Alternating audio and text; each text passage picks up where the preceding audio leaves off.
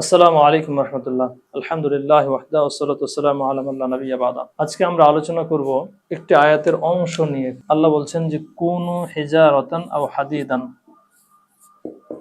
কুনু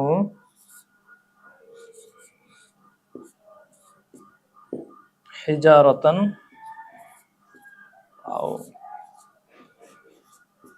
হাদিদান।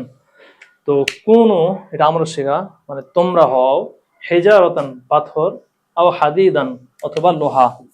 তার মানে আল্লাহ বলছেন যে তোমরা লোহা অথবা পাথর হয়ে যাও।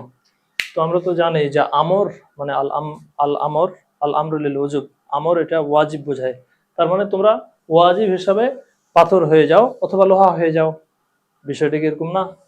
তো আসলে এখানে আমর যেটা কোনো, এটা তার যে হাকিকি অর্থ, যে কোনো কিছু আদেশ করা, তো সে অর্থে ব্যবহার হয় নাই। এখানে আমরটা ইহান অর্থে ব্যবহার হয়েছে। আমরটা ইহান অর্থে ব্যবহার হয়েছে, মানে অপমান, যে তোমরা লোহা হয়ে যাও অথবা পাথর হয়ে যাও। মানে এখানে অপমান করে, ইহানা করে আল্লাহ রাব্বুল আলামিন বলছেন যে তোমরা পাথর হয়ে যাও অথবা লোহা হয়ে যাও। তাহলে আশা করি এই অংশটুকু আপনারা বুঝতে পেরেছেন।